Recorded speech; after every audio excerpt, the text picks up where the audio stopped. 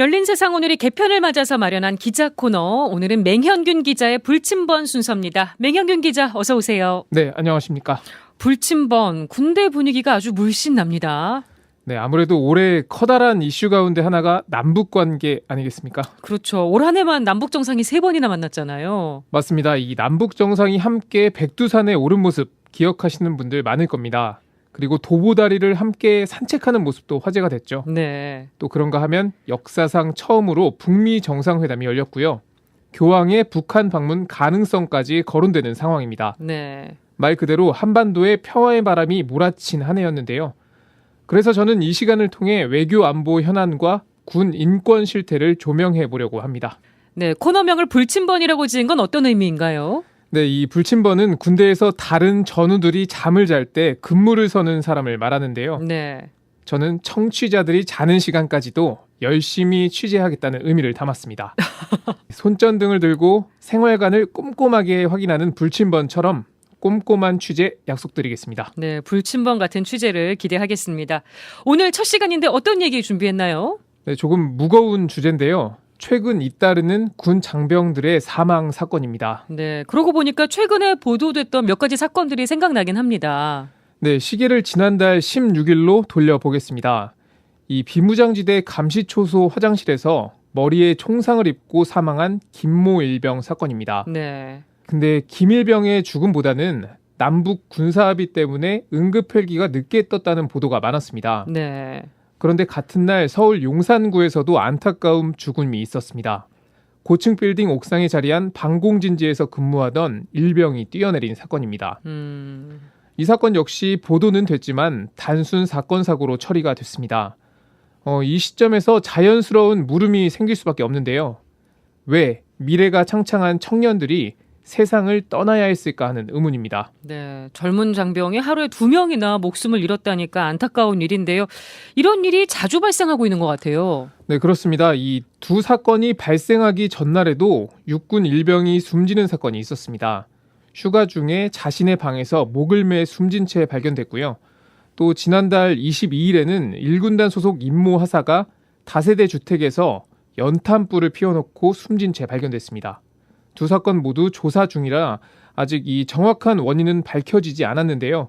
자살로 추정되는 정황들이 있습니다. 네, 자살로 보이는 근거는 뭔가요?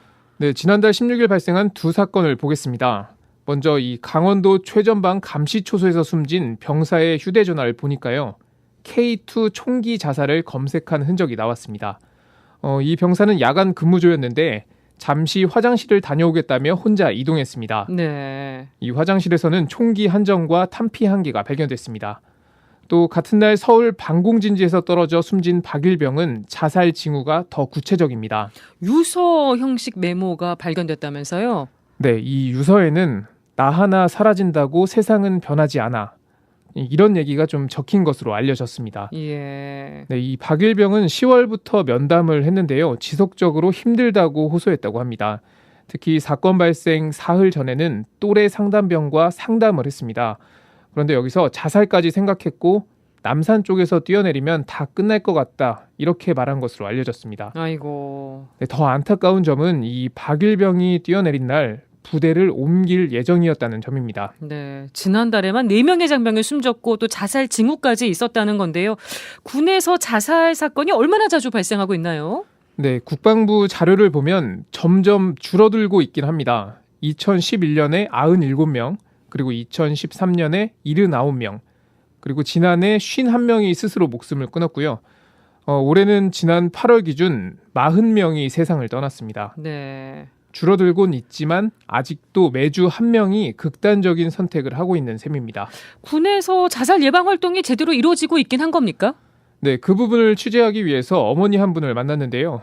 올해 3월 마포대교에서 뛰어내린 고 조성현 일병의 어머니 이근옥 씨입니다.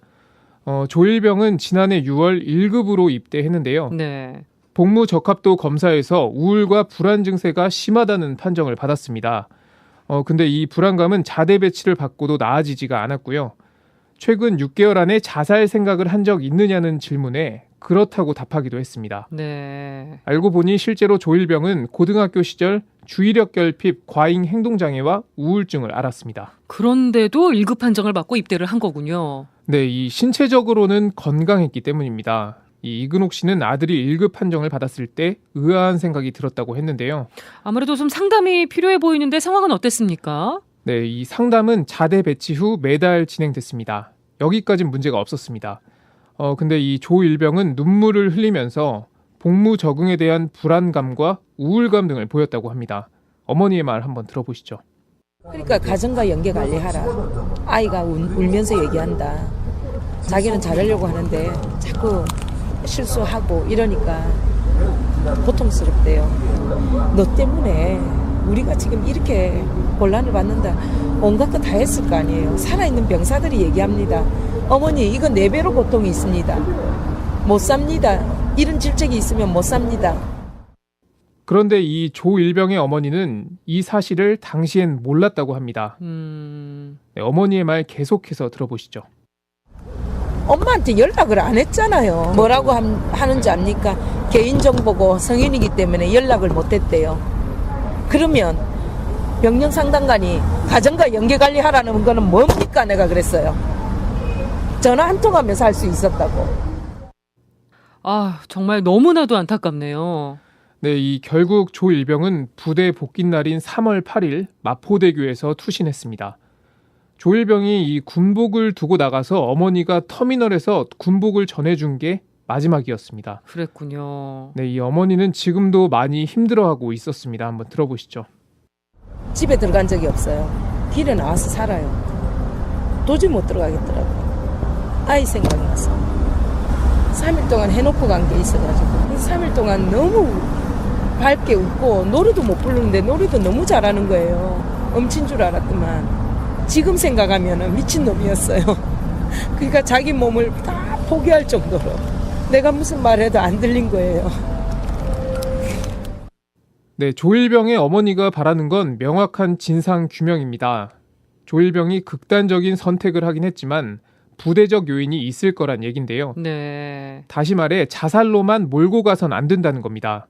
이 조일병의 사연이 모든 군의 사망 사건을 다 대변할 수는 없습니다. 하지만 이 사건에 아쉬운 점이 있는 건 사실입니다. 군의 자살 예방 시스템 어떻게 가동이 되고 있는 겁니까? 네, 자살 예방은 국방부 병역문화혁신 5대 중점 과제 가운데 하나입니다. 그만큼 국방부도 적극적으로 자살 예방 활동을 펼치고 있습니다. 네. 이 군에서 실시하고 있는 자살 예방 종합 시스템은 식별과 관리 그리고 분리 등 이렇게 단계별로 적용이 됩니다. 예. 먼저 식별 단계에서는 관찰과 면담, 신인성 검사 등의 자료를 활용하고요. 자살 예방 전문 교관을 운용해 프로그램 교육을 합니다. 그다음 관리 단계에서는 간부와 동료 등 전담 인원과 면담을 합니다. 게이트 키퍼라고 하죠. 네. 그리고 병영생활 전문 상담관과의 면담도 이뤄지고요. 상황에 따라서 정신과 군의관 치료도 받게 됩니다. 네. 그리고 그린 캠프에 입소하는 장병도 있습니다. 마지막 분리 단계에서는 현역 복무가 적합한지 판단하고 조치를 취하게 됩니다. 프로그램은 단계별로 잘 돼 있는 것 같아요. 그렇습니다. 이 자살 예방 전담 교관도 매년 700명씩 양성하고 있고요. 장병들은 24시간 국방 헬프콜을 통해 고충을 신고하고 상담도 받을 수 있습니다. 인성검사도 정례적으로 하는 거죠. 맞습니다. 이 병사들은 인성검사를 여러 번에 걸쳐서 합니다. 병무청에서 처음 하고요. 입영하는 날 다시 검사합니다. 그리고 신병 교육을 받을 때 또 한 번 군생활 적응 검사를 하게 됩니다. 네. 앞서 조일병의 경우 2단계에서 식별이 돼서 병영생활 전문 상담관과 면담을 한 겁니다. 군의 자살 예방 시스템은 마련이 돼 있지만 자살이 끊이지 않는 이유, 어디서 빈틈이 발생한 걸까요? 네, 이 자살 예방에 있어 가장 중점적인 역할을 하는 사람은 병영생활 전문 상담관입니다. 직접 상담도 하고 상담 교육도 진행합니다. 네. 또 이 상담 결과는 해당 부대 지휘관에게 보고하고요. 제도 보완 사항을 건의하는 역할도 합니다. 국방부에 따르면 전군에 현재 383명이 배치되어 있는데요. 2013년 207명에서 현재 383명으로 늘었습니다. 네. 그래도 늘어나고는 있네요. 네, 그런데 이 383명이 많은 수가 아니거든요. 육군 기준으로 상담관 1명이 병사 1,300여 명을 담당하고 있는 셈입니다. 네. 그러니까 육군 병사들은 2.7개월, 거의 70일에 한 번씩 상담할 수 있는 상황인 겁니다. 네. 복무에 적응하지 못하는 병사들을 좀 집중적으로 관리하는 시스템은 없나요? 이 그린 캠프라는 제도가 있습니다. 복무 부적응자와 자살 우려자를 대상으로 운영하는데요. 상담과 치유 프로그램으로 구성되어 있습니다. 이후 이 복무를 계속할 수 있다고 판단되면 자대로 돌아갑니다. 하지만 반대의 경우엔 병역심사관리대로 보내지는데요. 네. 여기서 현역 복무를 이어갈 수 있을지 판정을 받습니다. 그런데 지난 10월부터 제도가 약간 개선됐습니다. 이에 따라서 현역 복무 부적합 대상자는 그린 캠프를 거치지 않고 바로 병역심사관리대에 들어갑니다. 네. 그만큼 고위험군의 병사에 대한 조치가 2주 정도 더 빨라지게 됐습니다. 상담과 치유 프로그램을 통해 복무 적응을 유도한다는 취지는 좋습니다. 그럼 뭐가 문제인 겁니까? 문제는 인식입니다. 한 예비역 병장은 그린 캠프에 대해서 낙인이라는 표현을 사용했거든요. 이 그린 캠프에 다녀왔다는 사실이 정신적으로 문제가 있다고 해석되는 겁니다. 예. 또 사회에서도 정신과 진료를 받으면 좀 색안경을 끼고 바라보는 시선이 있지 않습니까? 그렇죠. 일단 병영생활 전문 상담관 수가 부족하고 또 그린 캠프에 대한 인식도 좋지 않다. 이렇게 정리할 수 있겠군요. 네, 그렇습니다. 그럼 제도를 어떻게 보완하면 좋을까요? 일단 이 병영생활 전문 상담관의 권한을 키울 필요가 있어 보입니다. 예를 들어서 상담관이 면담을 한 뒤에 조치 시한을 제시하는 겁니다. 예. 이 인원은 사흘 안에 또는 당장 조치가 이뤄져야 한다. 그렇게 되면 지휘관 입장에서도 조금 더 경각심을 느끼지 않을까 싶습니다. 지금은 지휘관의 재량에 따라서 차이가 너무 많이 나고 있는 거죠. 네, 그렇습니다. 아예 입대할 때부터 더 정교하게 검사를 해야 될 것 같아요. 네, 정의당 김종대 의원은 징병 단계부터 제도 개선이 이뤄져야 한다고 말했습니다. 앞서 조일병은 ADHD를 앓고 있었는데도 병무청에서 1급 판정을 받았거든요. 네. 김종대 의원의 설명 한번 들어보시죠. 최근에 우리 20대 청년들의 우울증 환자가 5년 사이에 67%가 늘었거든요. 이런 어떤 그 청년들의 정신적인 문제가 굉장히 심각해지는 상황에서 더 많이 환자들이 군에 가야 된다는 현실을 이야기하는 거기 때문에 매우 위험해 보인다. 네, 앞으로 인구는 지속적으로 감소합니다. 하지만 군병력은 일정 수준을 유지해야 하는 상황입니다. 결국 현역으로 입대하는 비율이 높아질 텐데요. 네. 예전에는 10명 가운데 8명이 현역으로 갔다면 앞으로는 더 늘어날 것으로 보입니다. 김종대 의원입니다. 그러니까 앞으로는 중증 우울증 환자라든가 외견상, 군대 생활은 고사하고 사회생활도 할 수 없는 이런 중증 환자 이외에는 거의 다 현역으로 입대하게 되는 상황이 벌어집니다. 현역 징병률을 낮춰야 됩니다. 병역 약자들이 대거 군에 유입될 수밖에 없는 구조적 문제에 처하게 되거든요. 다시 말해서 현역 복무가 조금 힘든 청년이라도 신체만 건강하면 입대해야 한다는 뜻입니다. 그렇군요.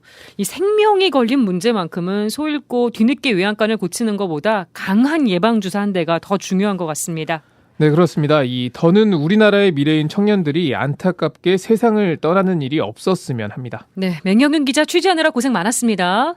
네, 고맙습니다.